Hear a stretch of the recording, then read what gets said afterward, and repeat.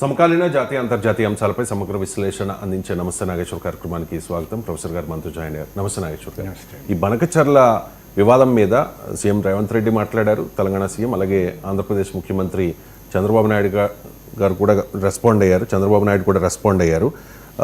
కేసీఆర్ దమ్ముంటే అసెంబ్లీకి రా అంటూ ప్రతిపక్షాలకు కూడా రేవంత్ రెడ్డి పిలుపునిస్తూ ఉన్నారు.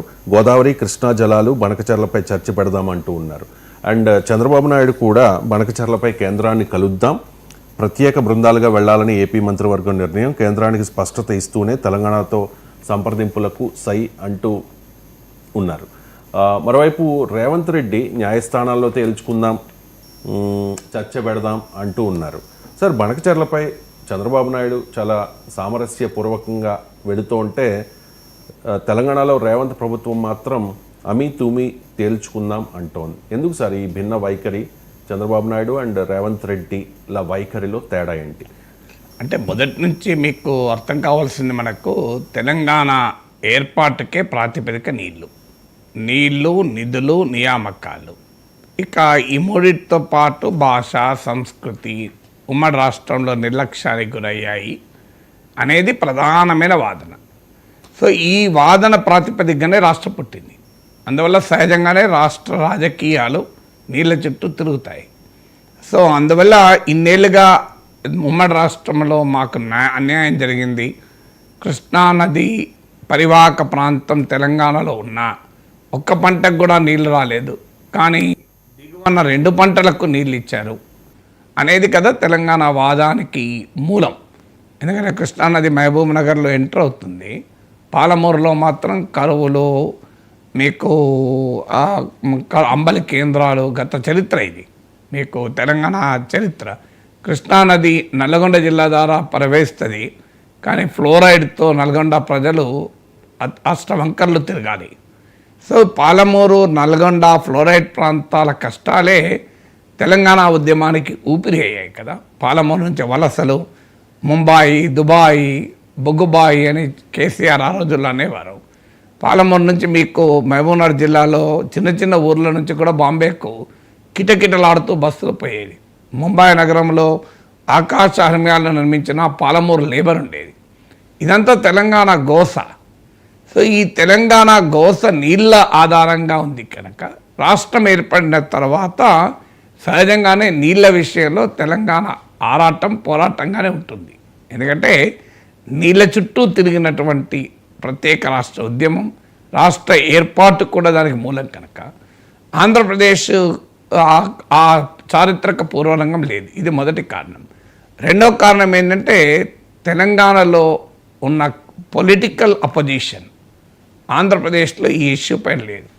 ఆంధ్రప్రదేశ్లో మీకు బనకచర్ల విషయంలో కావచ్చు, కృష్ణానది, గోదావరి నది విషయంలో టీడీపీ, వైసీపీల మధ్య ఈ స్థాయిలో పోరు లేదు. మీకు కాంగ్రెస్, బీఆర్ఎస్ల మధ్య.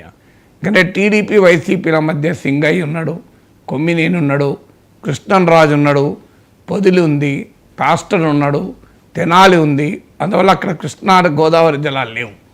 సో ఇక్కడ తెలంగాణ రాజకీయాలేమో మీకు క్లియర్గా కాంగ్రెస్, బీఆర్ఎస్ల మధ్య కృష్ణానదీ జలాలు, గోదావరి నదీ జలాలు, ప్రజల జీవితాలు, పంట పొలాలు, నీళ్లు, వీటి చుట్టూ తిరుగుతున్నాయి.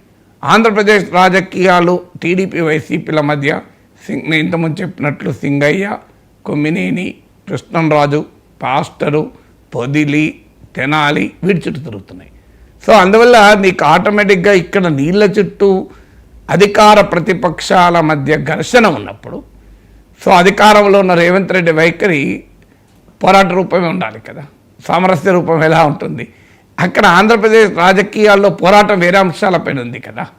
ఆ వైసీపీ అధికార ప్రతిపక్ష పార్టీల మధ్య పోరాటము, కారు కింద పడ్డ సింగయ్య గురించి, సాక్షిలో వచ్చినటువంటి వ్యాఖ్యల గురించి ఉండగా, అక్కడ కృష్ణా, గోదావరి జలాల పైన పోరాట రూపంలో మాట్లాడాల్సిన అవసరం చంద్రబాబు నాయుడుకి లేదు. ఇది రెండవది. మూడవది, తెలంగాణలో ఉన్న ప్రాంతీయ పార్టీ, ఆంధ్రలో ఉన్న ప్రాంతీయ పార్టీలకు ఒక తేడా ఉంది. ఆంధ్రలో ఉన్న ప్రాంతీయ పార్టీలు టీడీపీ కావచ్చు, వైసీపీ కావచ్చు, తెలంగాణ ఆర్ ఆంధ్ర వివాదము అంటే విభజన వివాదం చుట్టూ విభజన తర్వాత రాజకీయం లేదు.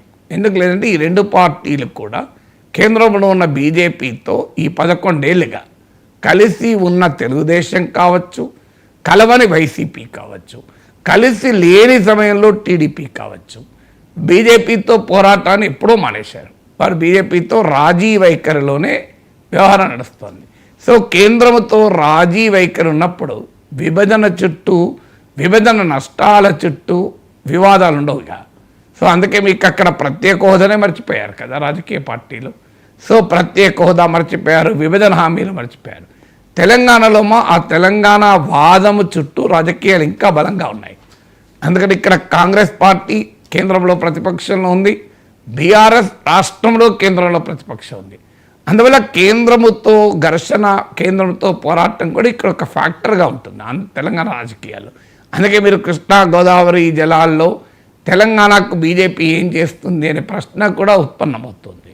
సో అందువల్ల ఇది 3వ కారణం. 4వ కారణం ఏంటంటే మీకు వైసీపీ, టీడీపీలు ఇక్కడున్న అధికార పార్టీలతో ఉండే సంబంధాలు. మీకు జగన్మోహన్ రెడ్డి అధికారంలో ఉన్న సమయంలో కేసీఆర్తో చాలా మంచి సంబంధాలు ఉండే. చంద్రబాబు నాయుడుకి ఇప్పుడు రేవంత్ రెడ్డితో మంచి సంబంధాలే ఉన్నాయి. అందువల్ల ఇక్కడ తెలంగాణతో పోరాడాల్సిన అవసరం ఆంధ్ర పార్టీలకు ఎక్కడుంది? సో తెలంగాణ వాళ్ళకేమో ఇప్పటికీ కూడా బీఆర్ఎస్కు చంద్రబాబు నాయుడు భుజాల పైన తుపాకీ పెట్టి గతంలో కాంగ్రెస్ను కాల్చింది. ఇప్పుడు రేవంత్ రెడ్డి పైన దాడికి కూడా చంద్రబాబు నాయుడు మీద భుజాల పైన తుపాకీ పెట్టి బీఆర్ఎస్ చేస్తోంది. ఎందుకంటే ఆ పొలిటికల్ ఫైర్ అనేది ఇక్కడ ప్రాంతీయ భావోద్వేగాల పైన ఉండే అవకాశం ఉంది. అందువల్ల 2 రాష్ట్రాలు ఇష్యూ ఒకటే కావచ్చు, కానీ అక్కడున్న సోషో పొలిటికల్ కాంటెక్స్ట్ను బట్టి ఆ ఇష్యూ ఏ రూపంలో ఫ్లేరప్ అవుతుంది అనేది ఆధారపడి ఉంటుంది. సో అందువల్ల ఇక్కడ ఆంధ్రప్రదేశ్లో, తెలంగాణలో ఉన్న పొలిటికల్ కాంటెక్స్ట్లో తేడా ఉంది కనుక, దాంతోపాటు ఆంధ్రప్రదేశ్ లోయర్ రైపేరియన్ స్టేట్ అంటే కృష్ణా గోదావరి ప్రవాహంలో దిగువనున్న రాష్ట్రం ఎగువనున్న రాష్ట్రం కనుక బిగుసుకుపోతే నష్టం పోతుంది, అంటే రిజిడిటీ వల్ల నష్టం పోతుంది. అందువల్ల కాన్ఫ్రంటేషన్ ధోరణి దిగువ రాష్ట్రం పెట్టుకోదు ఎప్పుడు. ఎందుకంటే దిగువ రాష్ట్రం కాన్ఫ్రంటేషన్ ధోరణి పెట్టుకుంటే ఎగువ రాష్ట్రంలో కూడా అది మరింత బలపడితే ప్రాంతీయవాదం నష్టపోయేది దిగువ రాష్ట్రమే. అందువల్ల లోయర్ రైపేరియన్ స్టేట్ ఎప్పుడు కూడా కొంత సామరస్య దూరంలో ఉంటుంది అప్పర్ రైపేరియన్ స్టేట్తో పోలిస్తే. సో అందువల్ల కూడా మీకు ఆంధ్రప్రదేశ్ సామరస్య దూరంలో ఉండే అవకాశం కూడా ఉంది. ఇంకొక ముఖ్యమైన పొలిటికల్ కాంటెక్స్ట్లో తేడా ఏంటంటే అల్టిమేట్గా నదీ జలాలు అనేది కేంద్రం పాత్ర కూడా ఉంటుంది. 2 రకాలుగా కేంద్రం పాత్ర ఉంటుంది. ఒకటి tribunal, interstate water dispute tribunal act parliament చట్టం, అలాగే విభజన చట్టం కూడా పార్లమెంట్ చట్టం. అందువల్ల ఈ 2 చట్టాల ఆధారంగానే నీటి వనరుల పంపకాలు ఉండాలి. ఈ 2 చట్టాలు పార్లమెంట్ చేసిన చట్టాలు కనుక భారత ప్రభుత్వానికి ఇక్కడ బాధ్యత ఉంటుంది.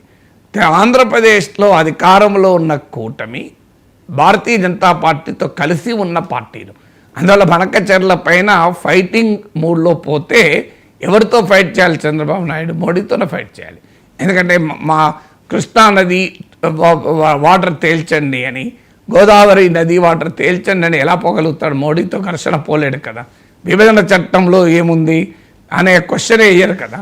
సో ఇక జగన్మోహన్ రెడ్డి కూడా మోడీతో ఎట్టి పరిస్థితుల్లో ఘర్షణ పెట్టుకోడు. కానీ తెలంగాణలో ఉన్న అధికార ప్రతిపక్ష పార్టీలు కూడా కేంద్రంతో పోరాడే పార్టీలు. అందువల్ల ఇక్కడ కేంద్రముతో ఉండే రాజకీయ సంబంధాలు కూడా ఈ ఇష్యూ తెలంగాణ రాజకీయ క్షేత్రంలో, ఆంధ్ర రాజకీయ క్షేత్రంలో భిన్నంగా రిఫ్లెక్ట్ అవ్వటానికి కారణాలుగా మనం ఆలోచించాలి.